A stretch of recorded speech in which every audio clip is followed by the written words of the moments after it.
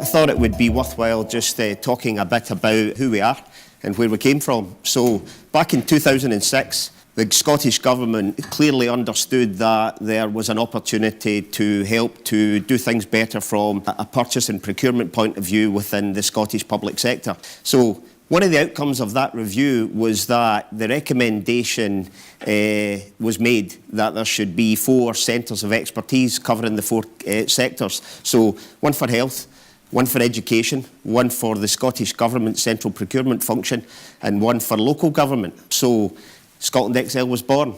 And I think the interesting thing is that there had been a degree of collaborative procurement activity within the local government sector, but primarily within the councils in the West. So the notion of collaboration wasn't new, but it certainly was given. The catalyst to change was the emphasis and the support of the Scottish Government and the independent review that was carried out. So I think that it's really easy to talk about things like collaboration and think that it's a relatively easy thing to do. It's not, because it's not about understanding what needs to be bought and when. It's about ensuring that you do it in parallel with your stakeholder expectations. And one of the challenges that we have, particularly within our sector, is consolidating the demand that our customers have. And they are our customers, and it's a customer-centred model that we try to bring. But crucially, try to integrate with the wider public sector to ensure that we can deliver collective value. As a matter of principle, we're a joint committee with 40 elected members. Interestingly, we've got 12 executive subcommittee members where we take our contracts for approval. We've got a Chief Executive Officers Management Group that has 6 chief execs from Scottish councils. We have got a seat at the Public Procurement Group with the Scottish Government. We sit in the Construction Review Delivery Group. And surprisingly, all of that works. And as bizarre as that may sound. And I think that certainly the change that's taken place across the public procurement landscape over the last 10 years, I think we often beat ourselves up, but I was at a forum in London the other week, a public buying organisation forum, and most things that other public buyers are talking about in other parts of the UK, we've already established some very good working practices, so quite often we beat ourselves up. But I think that we need to understand that we're doing okay, but we can do much better. So, the Scotland XL portfolio, we operate a category management model. And I think it's really interesting that we had, when we had an authorities buying consortium 10 years ago in the West, collaborative procurement was really around goods, hardly any services. So when I joined Scotland XL in 2009, we had no service-related contracts. But the bread and butter of the organisation was around goods, primarily within transport, hardly anything in environment, a lot in education across the schools, and certainly food contracts. I think the key growth areas in the time that I've been there are unquestionably been within care and construction, and we'll come on to that a bit later. But crucially, the service element of the portfolio has grown. We are 55 to 58% of our contracts are service-related contracts. And I think that in itself drives lots of different behaviours and lots of different expectations from our councils. But a key point about how we've got to where we are, and we're not there yet, is that, £950 million worth. The local government sector spends about just over £6 billion. So we're about 15%. So lots of opportunity to grow. But I think crucially, the model that we have is built upon growing the portfolio aligned with our key stakeholder expectations. And our key stakeholders are our customers, because we're funded almost entirely by our 32 local authorities that are fund us by requisition. So it's pretty easy to rest in your laurels and you say, right, okay, we've got a big portfolio, but it's an act of folly to certainly judge an organisation's effectiveness based on the size of the portfolio. There's much, much more than that. Quite a busy slide, and I'll talk to the bottom half of it in a bit more detail in some other slides. But against the 950 circa million pounds worth, so last year we delivered back to our member councils £16 million worth in efficiencies. Let's be really, really clear what that £16 million worth of efficiency means. It's a really, really simple calculation. What did they pay before? What do they pay now? what's the difference? There's lots of other algorithms that you could come up with, and you could talk about cost avoidance, you could talk about the market movement. And at some point, we have to work with our customers to make sure that we try to correlate the impact of all of the other environmental factors that take place. But right now, quite frankly, where we are in local government and the pressures that we're under from a budgetary constraint point of view, our councils have relied on us to try to deliver efficiencies against every contract that they participate in. Because other than that, what's the incentive? Well, the incentive is much greater than that, and again, we'll come on and speak about that, because it's not just about the money. So, crucially, and I guess interestingly, we run a bit between 4 and 5% efficiency in the contracts. I know what you're going to say, £16 million isn't 4 or 5% of 950. There's a time lag associated with contract award and then the efficiency that's yielded back. But I think the middle band's the really interesting one. So we've got over 700 suppliers, but almost 3/4 of them are SMEs. And about 3/4 of that 3/4 are Scottish. So the quick math tells you that over half of our suppliers are Scottish SMEs. And I think one of the challenges that we have, and this was the conversation I was having with the councillor earlier, one of the challenges that we have is how we enable our contracts to be accessible for SMEs as well as the multinationals that we need in order to fulfil the supply and the demand requirements for our councils. And I think it's always a challenge. But what we try to do is we try to make our contracts as accessible as possible. So with that in mind, we don't rank our frameworks. So what does that mean? Well, that's a really, really simple point, which means that if it's an unranked framework, one of our member councils can call off any supplier on the framework. If it's ranked, they have to take it from rank number 1 all the way down to whatever ranking that somebody has in order to get a supply line. It's not necessary in our case. So we don't rank. And similarly, we allow all suppliers to bid for one council or 32 councils. If you want bid for one council, there's no commercial disadvantage than if you bid for 32. So we try to make them as accessible as possible. I think the big opportunity for us going forward is continuing to develop the supply chain so that we build measures in to incorporate SME development across our primary suppliers. And I think that we've had some notable wins by doing that. But you know something, it's not all about the money, and I mentioned that at the start. And it used to be that, and when in the early days when the centres were set up and we were trying to establish our credibility, it was all about how much money we can save each of the sectors. The demands of our customer base are much, much greater than that, and it's not just political demands, but it's not, so it's not, well, can you give me something, community benefits or social value, or can I save you money? It doesn't have to be an either or, it can be both.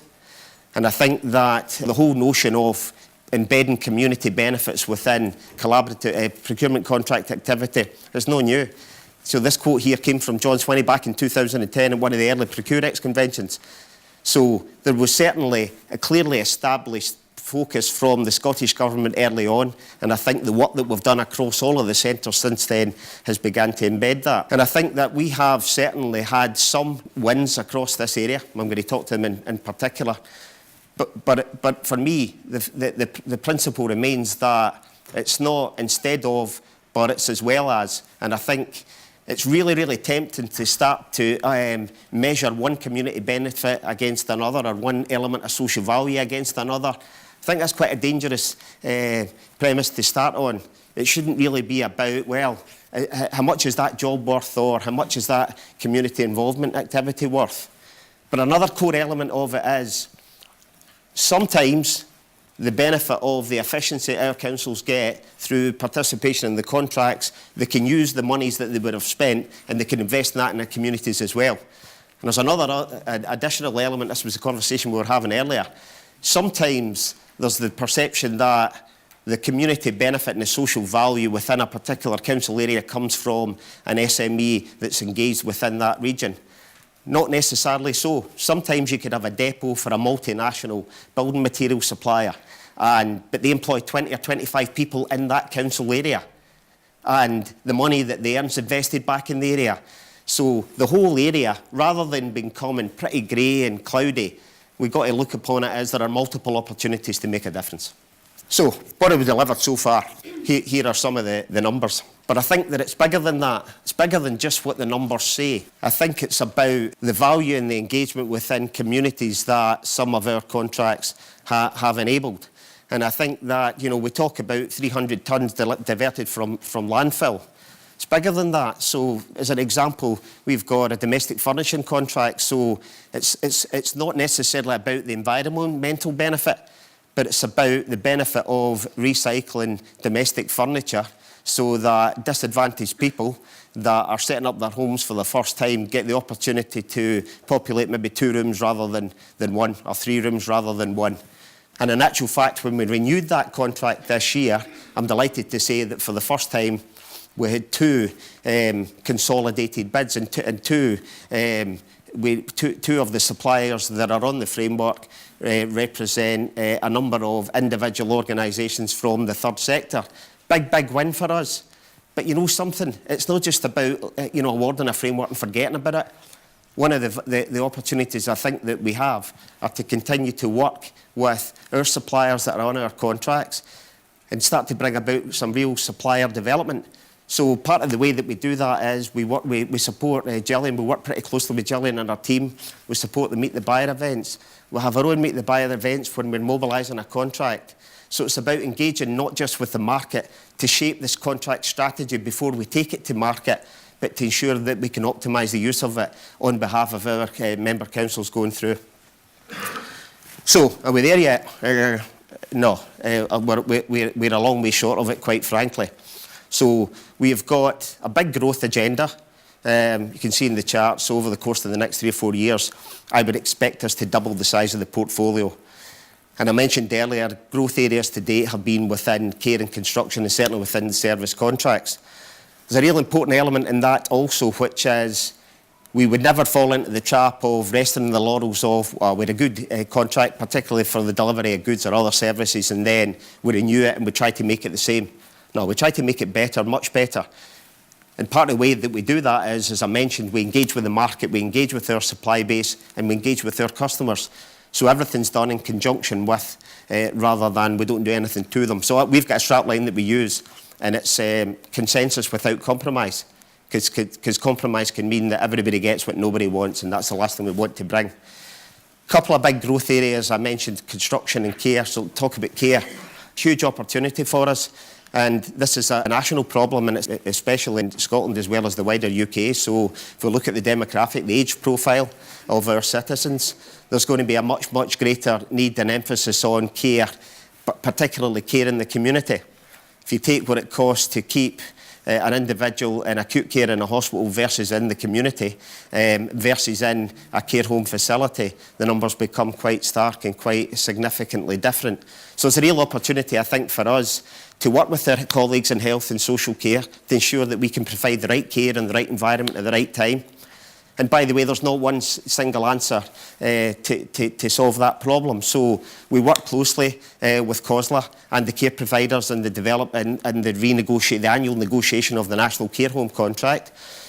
We would expect over the course of the next year that the contract management activity will migrate closer to us. We've done a lot of work in developing a cost of care calculator so that we understand the true cost of care to deliver. So that's not so that we can beat up the supply base and say, well, here are all the overheads you should be capturing, but it's so that there's clear and transparent visibility about the true cost to deliver the service, which benefits both the supply base and it benefits the social care functions within councils. Over and above that, there's a huge gap in the middle. So I mentioned the care element in the community. So again, sponsored and supported by the Scottish Government, we're carrying out a piece of work right now, and it's all about adult-supported living and care at home. So across Scotland, we spend £900 million in this area. So right now we're doing a piece of work. We've got a 2-year piece of funded activity to try to understand what the value proposition is. Is there a need for a national collaborative solution? Well, if there is, and we develop that value proposition in the first year, we'll develop one in conjunction with the support from the Scottish Government in year 2 of that 2-year funded piece. If there's not, but there's an opportunity to help to roll out some form of best practice across our member councils and the Scottish Government, then we'll do that. So it goes back to the earlier point about building and developing flexible solutions that are fit for purpose, but crucially are future-proofed. I've mentioned, one growth area within care. I think, again, that's only part of the picture. We talk about ICT, and you know that you're getting old when your children and their friends know a lot more about that than you do. Now, well, that's I can't work the Sky remote control, so therefore I've got no possibility of activity with social media. But again, real opportunities across our sector. So I think that there's been perhaps a view that within the public sector we're significantly behind the private sector in our adoption of digital technology. I think we're catching up, because I think we have to catch up. We have within the local government sector a digital office. So again, there's recognition of the importance in embracing the digital agenda. Earlier this year, the sector hired a chief digital officer. We've got a digital office. And it's a pretty small office. There are 3 or 4 people in it. But the work that's taken place is to develop and enable digital transformation across the sector and working as an embedded part of the individual councils and public bodies rather than do something for them remotely. So we work in partnership with the digital office. We've delivered a couple of contracts to date over the course of the last 18 months in conjunction with the office. I think that there's a real opportunity to do much more. But crucially, do much more, because digital in itself isn't a functional silo. It's much, much wider than that. It's about how we embrace digital technology across our other category functions. So what about housing management? What about vehicle management, so that we can optimise the maintenance and repair on vehicles across the fleet, across our councils? So there's much, much more. In addition to that, we work in partnership with CMAS. Don't know how many of you are aware of CMAS. So CMAS, again, shared service like us, hosted in South Lanarkshire Council, for Weir and Renfrewshire Council, but funded by all 32 councils to deliver a management information system for education. On the surface of it, really, really simple. There's 670,000 kids' records on that, and the organisation, the platform that they've operated on has grown but almost by a number of add-ons. There's recognition that they need to invest for the future. So they've partnered with Scotland Excel to help them to go and source the next generation of that operating platform. And really the procurement element is procuring a partner to help to develop the platform, because again, it's all about the partnership model. So we've been working with them over the course of the last year. We have also carried out some other peripheral activity, but again, another good example of working in partnership with another shared service public body.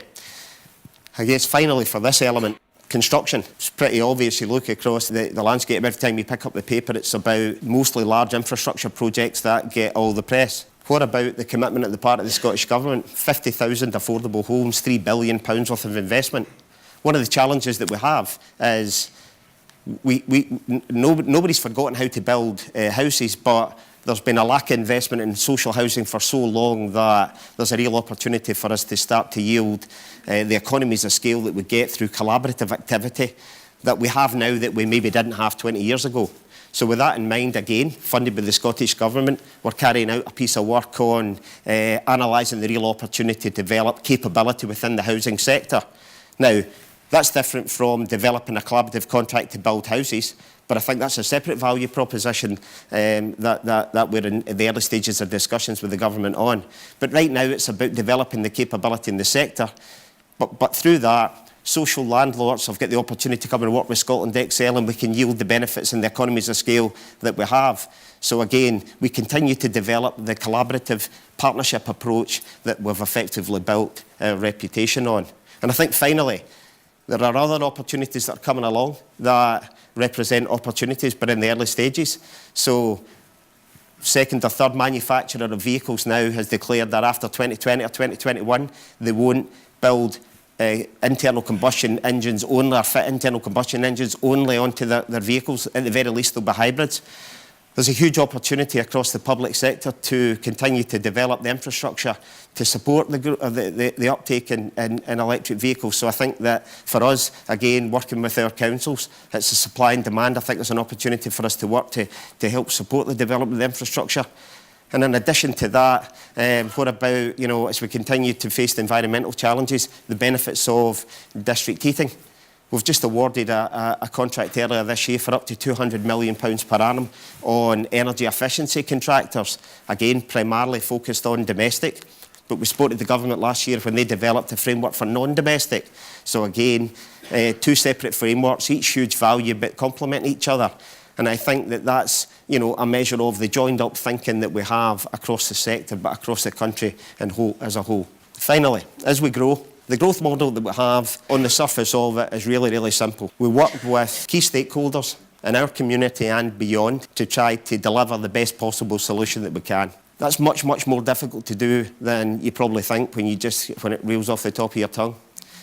So, a good example of the growth model that we have, and I guess it's built on our core belief that we want to work with organisations that share the same values as we have, and I think that we've built an effective model based on that premise.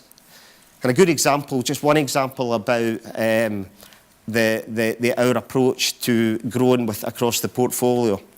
We've had a children's residential framework in place for the past 3 years. And it's for a variety of services to support young people. It's worth about £75 million a year. We're developing the next generation, and we recognise that as part of our stakeholder involvement to help to shape and scope that framework, we maybe needed to do something a bit different. So we've worked with our colleagues in the Care Inspectorate to start to understand what are the real priorities across the sector? So something that I didn't know that they had is they've got volunteer inspectors. They've got 13 young people that came through the care system that are part of their voluntary inspectors. So our team got involved with the Care Inspectorate with some focus group discussions with them. And we began to understand some of the features that they would want to embed that really mattered to them. And we've learned a lot from that. So that framework will be issued to the market pretty soon with a view to awarding it February, March time. So one isolated example, but I think illustrates pretty well what we're all about.